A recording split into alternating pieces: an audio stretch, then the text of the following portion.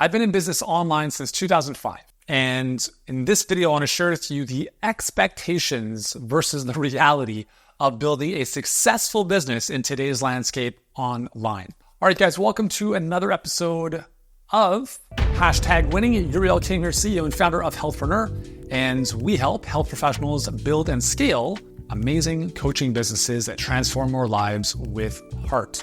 Now, today I want to share a couple ideas with you, a couple lessons around expectations versus reality, because I do think, having had conversations with thousands of health professionals and coaches, there is a little bit of delusion happening that I've noticed about what it actually takes to be successful in business or anything in life. And since the nature of this series on our channel is about winning, I think this is very fitting. So there's 5 things I want to talk about today that I see come up over and over again. And hopefully in this message, I save you from thinking like this and going down rabbit holes that are going to lead you to nowhere but despair. So the number one, I guess, not the number one, but the first thing I want to talk about here with respect to expectations versus reality is this whole notion of passive income.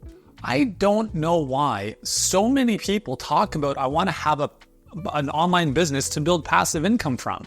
I don't understand where that comes from. Like, a lot of people think that they can slap up a website, put a course on it for people to buy, and that means they'll have passive income.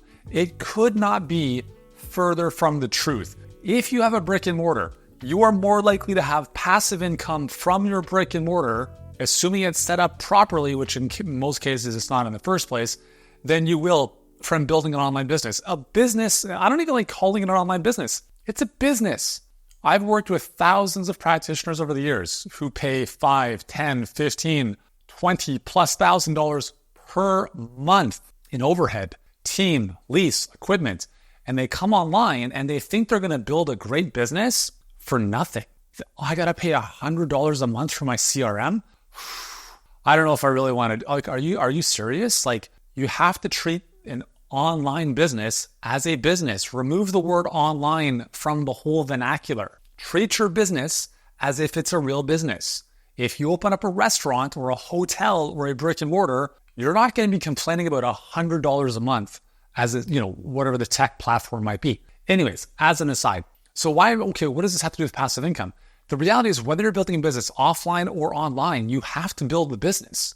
And no business, wherever it might lie, online or offline, is going to give you passive income until you set it up properly. So as an example, in a brick and mortar or a gym, if you build up the systems, the infrastructure, and the team so that the business can generate revenue and profit without you being there every step of the way, that's a form of passive income. But it doesn't happen on day zero.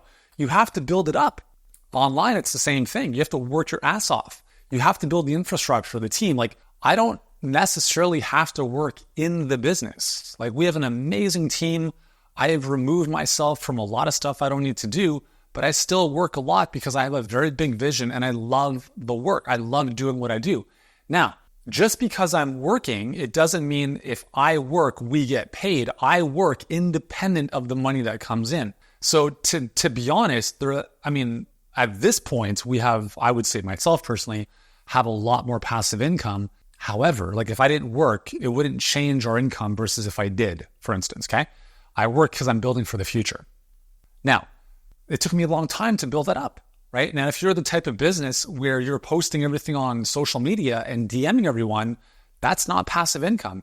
And that's okay. Like, you might have to start there and you build your revenue to 5, 10K, 15K a month, maybe doing that. And then maybe you venture into a next level of your business where you're leveraging systems and paid traffic and you're starting to hire some people and you have more support on delivery. And now you can step back a little bit. And now as your company grows, you don't have to be involved as much. But anyways, you have to put in the work. You have to build the house. Like, you got to build the systems. You got to build the assets, the infrastructure, all that stuff. There's no such thing as put up a course and people are just going to buy it.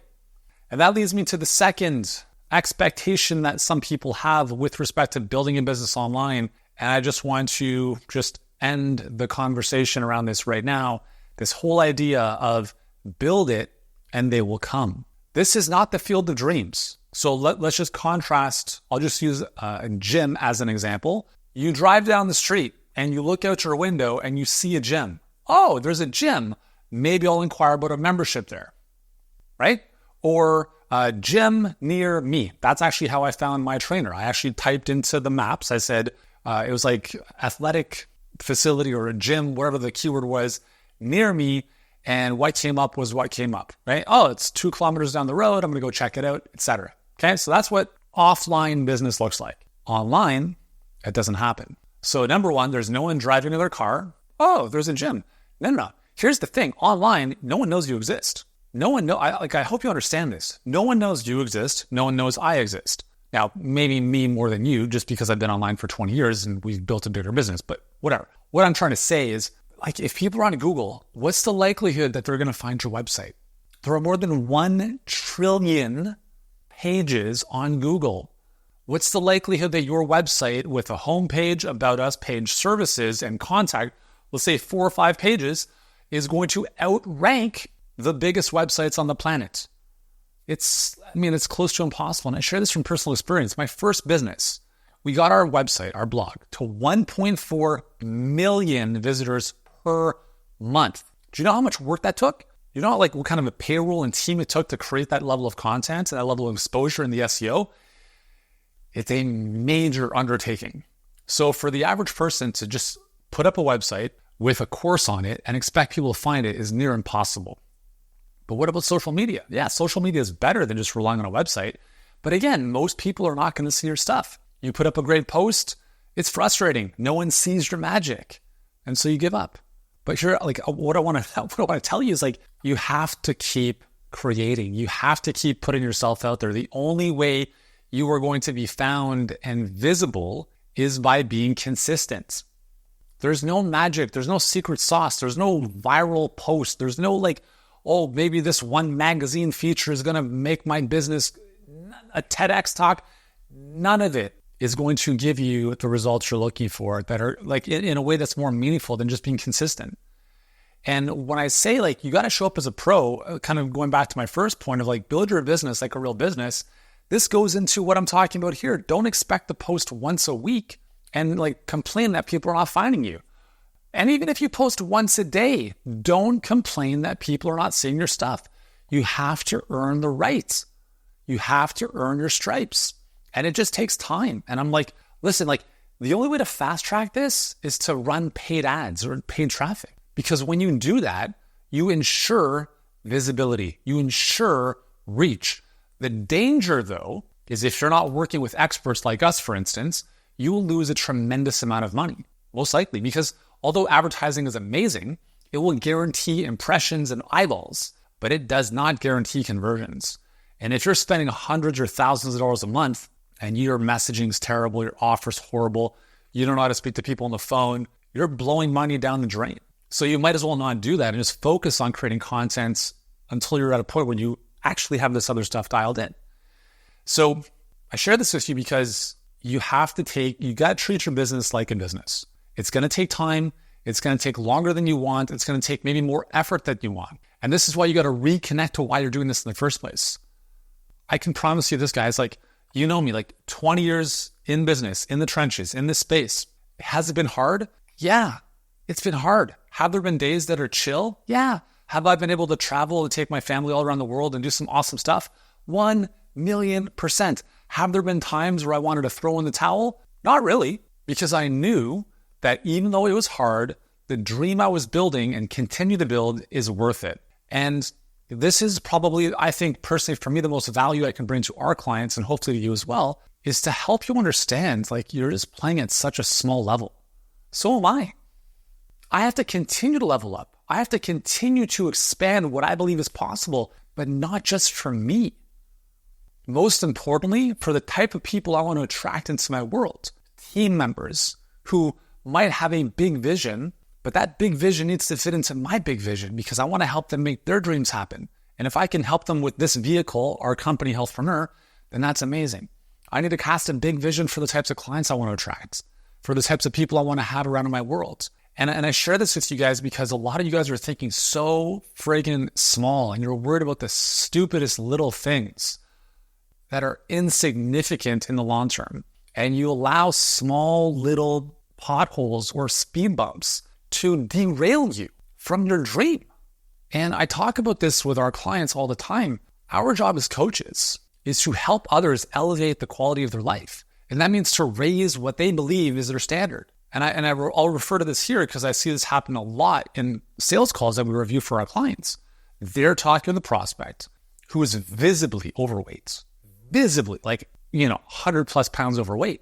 And they think it's okay. It's not okay. It's not okay for a 15-year-old to have type 2 diabetes, and yet the parents think it's normal. It's not okay. It's not okay to be 100 pounds overweight from a health perspective, right? I think we all understand that. But yet there's a lot of people that think it's okay because it's just what they're used to.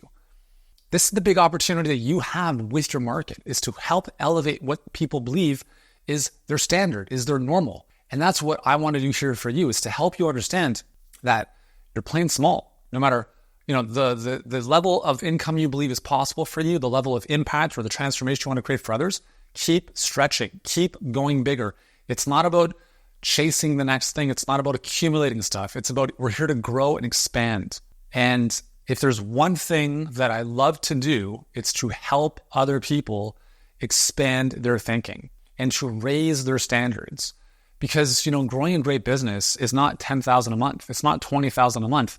And I understand it's not about the money, but please understand that that's a level of impact you're making in the world. If you charge $3,000 a client and you make $10,000 a month, you're impacting 3 people a month. That's fine, right? Because you can impact people at a level of depth and magnitude instead of scale, right? But just being very clear about what it is you're after, because it's going to be hard and you got to put in the work. You can't just expect to throw something up online and for people to find it. The Field of Dreams was a great movie, but it's not the reality when it comes to building a business online. Okay, third expectation I want to kind of reset here is that the tech is hard. That may be true. Okay? But let's be honest. If you've got a phone, you can figure out the tech. And the tech, to be honest, is the least important piece of the puzzle. If you're worried about the tech, i.e., I don't know how to set up an email or send an email or set up an opt-in page, I get it. I understand. I didn't know any of that stuff when I started.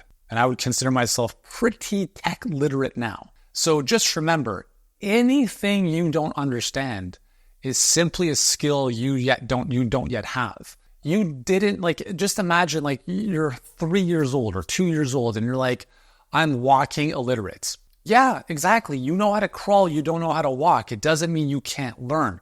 I'm English illiterate. Yeah, because you're 3 years old and you don't know how to speak yet. It doesn't mean that that's who you are. I'm a tech dummy. No, you're not. You just don't understand the tech yet. Redefine how you label yourself, right? It's not about you as it's not your self-identity that is illiterate. You just don't understand this one part yet. That would be like me saying I'm Italian illiterate. Okay, I don't understand it. I mean, I understand Italian. I can't speak it. It doesn't mean that I can't speak it yet. Don't allow what you don't know to define who you are. So when you say I'm tech illiterate, I'm a tech dunce, these are self-identity labels that keep you so limited. And it's I want to build this dream, but I don't know how to send an email, therefore I can't do this. No, of course you can. You learn how to walk, you learn how to ride a bike, you learn how to swim, you learn how to drive, you learn how to be the technical expert you are right now. This is just one more skill you need to learn. So anything in your way, just look at it, this is just the skill I don't yet have. I don't want to figure out the tech. Cool. That's one of the things that we take off the plate of our clients. However, you still have to learn the stuff, right? So in our HBA program, we help, it's we build the supercar for you, right? We're going to build out your perfect client pipeline. We build the supercar for you, and then we give it back to you, and then you have to learn how to drive it. You're not going to be sitting in the back seat with us being the chauffeur driving you everywhere you want, and you're not doing a thing. That's called delusion. You have to learn how to drive the car. You have to understand how to run a business online. Very much the same way if I decided to start a farm and I said, well, I'm cow milking illiterate, that's not going to stop me if my dream is to have a farm with cows on it. I will learn how to milk cows. Now, in the context of an online business, the tech is the least important part. You have to focus on the psychology as opposed to the technology. the psychology of your marketplace, the psychology of your audience. Because if you can get in your prospects' minds, the tech is irrelevant. A lot of people, like, I get these ridiculous, just like these mindsets of like, oh, Facebook advertising is less effective than it was before. Really? Says who? Says you who doesn't know how to do it? Or you're listening to your friends who also don't know how to do it, and therefore they're giving you opinions that are irrelevant? Why don't you listen to someone who's actually been where you want to be and take their advice or their caution? Is Facebook advertising more expensive than 5 years ago? Yeah. Was real estate less expensive 5 years ago than it is today? Yeah. Was a McDonald's Big Mac combo less expensive when I was a kid compared to where it is today? Yeah. It's something called inflation. Get used to it, okay? So yes, everything is more expensive today than it was 5 years ago. And guess what's going to happen in 10 years from now? Yeah, it's going to be even more expensive. So what does that mean? It means you learn how to do it properly. Whatever that is, this is, and you don't worry about it. Let's say Facebook disappears. There's no more Facebook. There's no more Instagram. It disappears. Like whatever. When you focus on the psychology, it doesn't matter what the next Facebook is because you understand how to influence people. You could be running ads in a newspaper. It doesn't matter. It's the same thing. The technology is just the platform. So one of the things I tell our clients is like everything we're teaching them is platform agnostic. We start off by Meta, like Facebook and Instagram, because it's the easiest platform to get going on. It has 3 billion users. But if you take the same principles and you use this on ZocDocs or Psychology Today, some of our therapist clients do, the same principles apply no matter which platform you are on, because we focus on the psychology and we don't worry about the technology. Like, yeah, we take care of the tech. It's fine, right? But we don't let that be the stumbling block, the roadblock moving us forward. I don't know how to record a webinar. We'll fucking learn.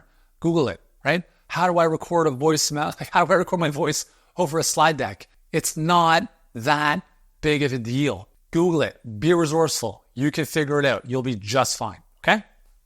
Number 4, the expectation that everyone's going to love you. All right. Well, in case you haven't yet experienced this, as soon as you put yourself out there, guess what's going to happen? Is you're going to get some people who appreciate what you're doing, and you're going to get a lot of other people who are going to start throwing stones at you. Now, what I will say is that, again, you have to be committed to your dream, because who are these people who are naysaying and just talking smack about you? Do you know them? Do they know you? Do they even have anything to do with your perfect audience? Maybe, maybe not. But you cannot let the select few ruin it for the many. If you send out an email to 1,000 people and one person responds with an email that says, fuck off, unsubscribing from your list, and all of a sudden you allow that one email to get in your head and dictate everything else you do, like, oh my God, I'm not going to send as many emails because I'm pissing people off. No, you pissed off one person.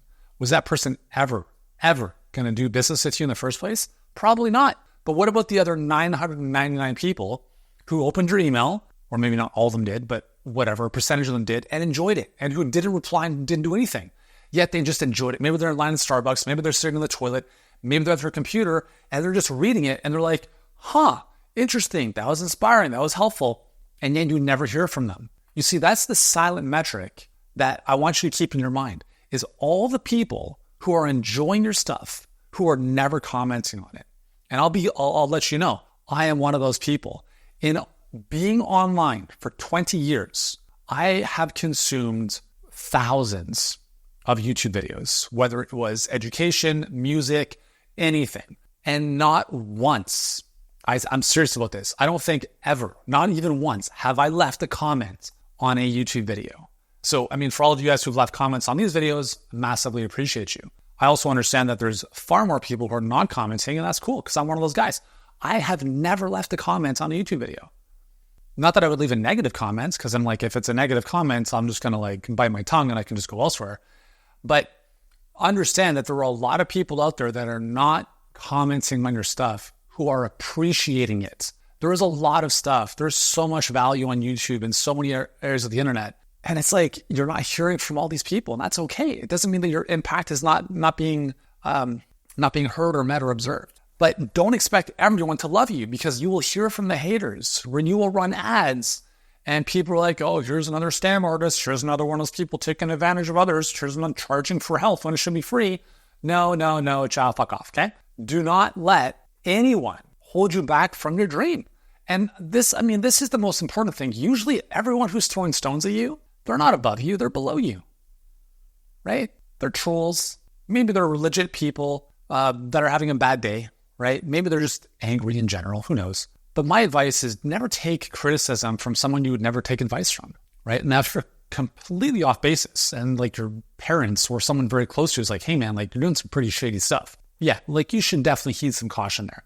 But in general, if you know you're putting good stuff out there and people are just throwing stones at you, just understand that that's part of the game. I'll give you the one way to ensure that never happens. The one way to ensure you never get hate is to not say anything, is to not post anything, is to not put yourself out there. It's to play safe. It's to play small. It's to stay all snugly and comfortable in your blankie and allow your message to die inside of you.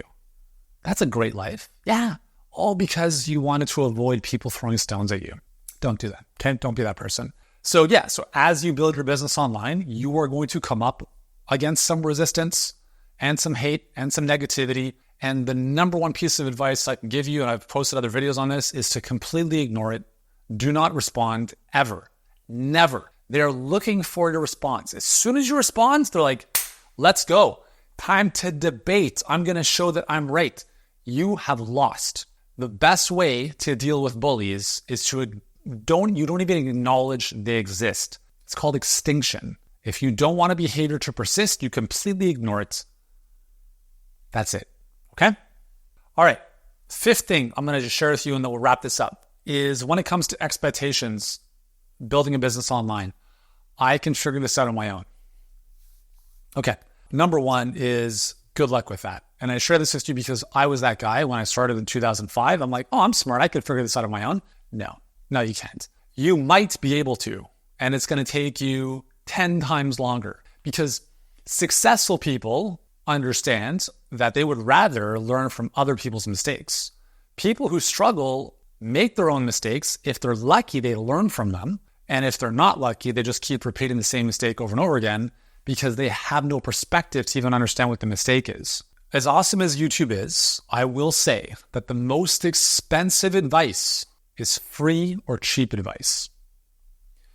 There are a lot of people that we speak with who decide that they want to work with us, but ultimately decide to go somewhere else. And for the sole reason that someone else is cheaper. And then many of these people come back years later being like, man, I should have come with you guys. I should have gone with you guys in the first place because they decided to go a cheaper route because they think, well, let me start there or this is less expensive. And I want you to understand this. Like you have to really ingrain this in your, and I understand, I come from this too, right? So I would look for the cheap options initially and, whatever. You always get what you pay for. Okay. You always get what you pay for. Whether you are hiring a coach, hiring team members, or anything. If you're buying a car, just think about this. If you buy a car for $10,000, are you really going to expect McLaren performance? No. Right? But a lot of people are expecting Ferrari or McLaren performance for Honda Civic prices. So you have to really understand, and I'll just share this from a team perspective. When you hire the wrong people, it is unbelievably exhausting. Unbelievably exhausting. It is one of the worst feelings to hire someone and then to quickly realize they have no frigging clue what they're doing. And then recognizing how much time you have wasted in the hiring process, onboarding, training, only to realize you have the wrong person in the seat. This has happened to me too many times in my life. And I'm at a point now where I was hiring for a certain role and we were reaching out to people on LinkedIn. And this one guy said, hey, there's a couple of people I have in mind, but they're pretty expensive. And I said, well, what do you mean by pretty expensive? And he said, like 10 to 15,000 a month. And I'm like, that's expensive? ?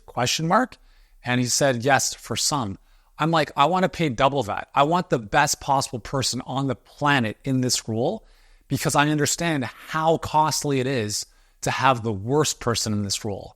And I no longer have the time. I no longer have the patience. I no longer have the wherewithal to deal with anyone who is not exceptional. And I understand that you might get to that point eventually. And maybe if you're not there, that's okay. But what I see a lot of is people we speak to who have invested in coaching programs or coaches or mentors who got quote unquote burned. And it's like the reality is, well, number one, some of the people you're referring to, I know very close and they're very good coaches. What's wrong with you? Why are you not able to extract value? Because if you're in a program for 12 months, there's got to be some gold there. And if this person's been around for a long time, they're doing some good stuff. Now, are certain coaches and programs better? 100%. But you got to be the type of person who extracts value.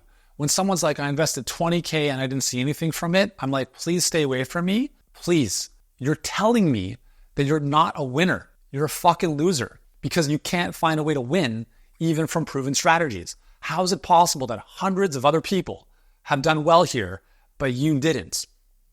I don't care about the coach or mentor.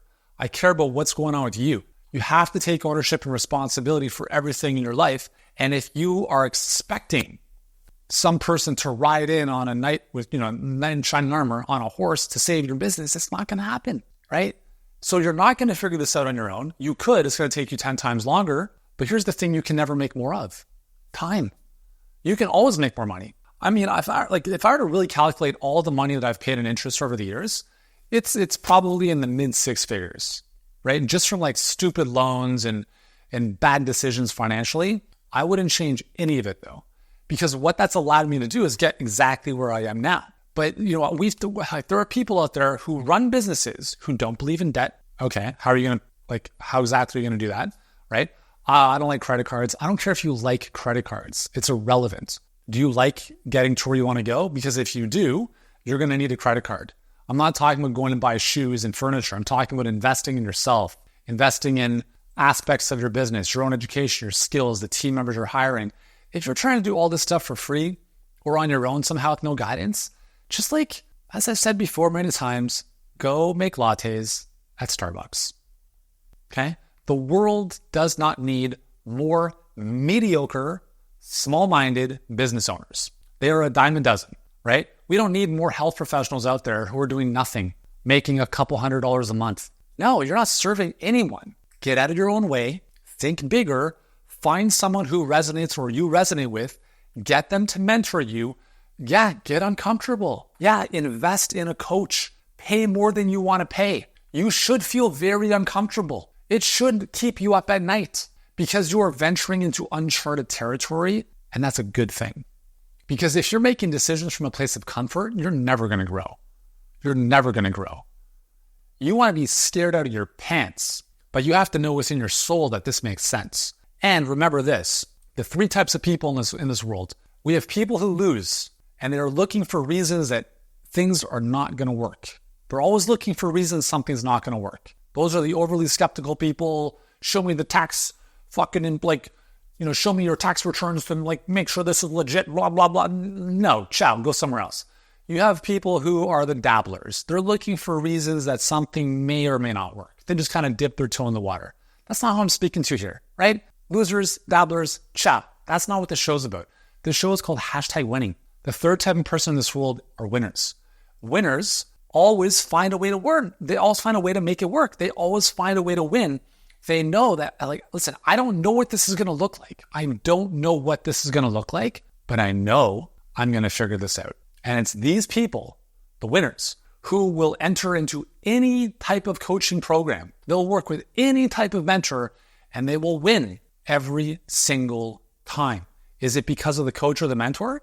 Maybe, to some degree, but it's the student, it's the client. Just the same way we show up in school, 100 people in the class. Guess what happens? Do all people get an A+? No.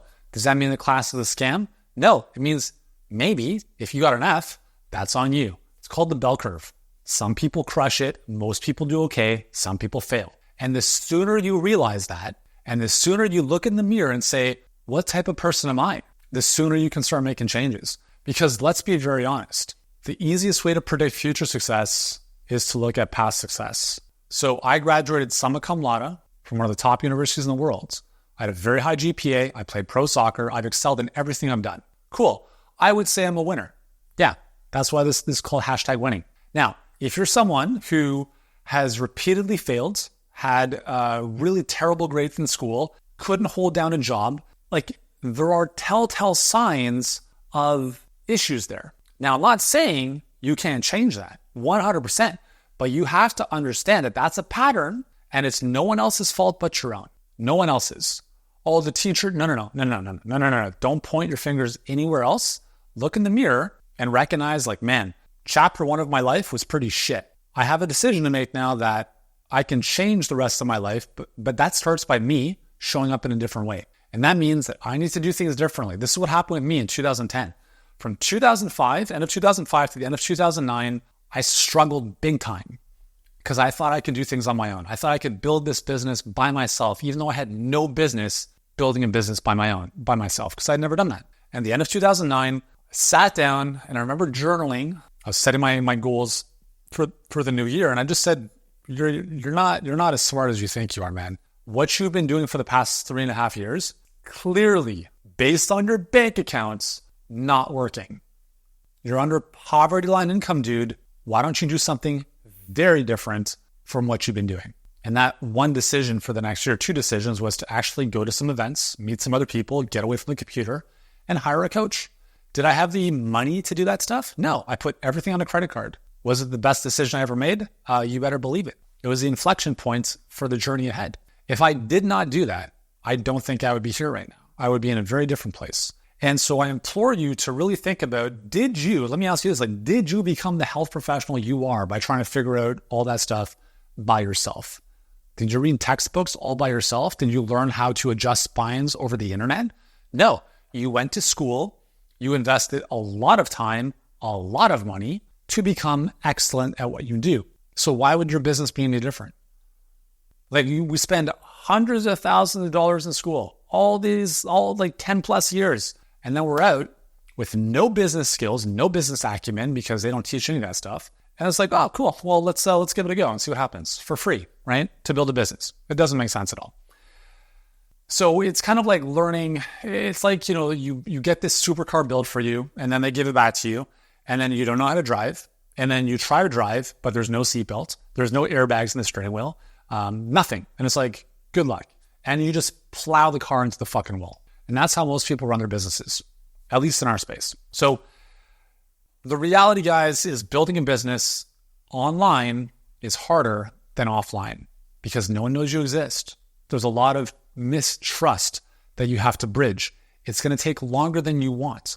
But I can promise you this, is that the light at the end of the tunnel, the pot of gold at the end of the rainbow, is 1,000,000% worth it. Because if I can do this, starting off as an underpaid, overworked personal trainer, grinding away 12 to 14 hours a day for 7 years to building the life of my dreams, building one of the biggest companies in the world, helping health professionals build their dreams, and living an amazing quality of life in the process, then why couldn't you? The only question I have for you, the only question that matters, is how badly do you want it? That's the only question that ever matters. And the sooner you realize what you are saying you want is either a 10 out of 10 or it's not going to happen, well, I think the sooner you'll have peace with that. Because a lot of people are saying, I want this, but only if it's convenient. Your dreams don't care about convenience. People who are doing big things in the world don't do things that are convenient. They do it no matter what. And if you're looking for convenience, an hour a week, that's a lot of time. You don't want it. I got to change my diet. You don't want it. I want a 6-pack, but I don't want to work out. You don't want it. So either stop talking or do what you need to do to make it happen. That's what it takes to win at the highest level. And if you want to win, just do what you need to do. And if you don't want to, then that's okay. But don't say you want to win. Do you know that your biggest competitor is not another coach? It's not another business. Very often it's complacency. And today I want to talk with you about how to help people get across the finish line towards what they want to achieve, even when they think things are pretty good.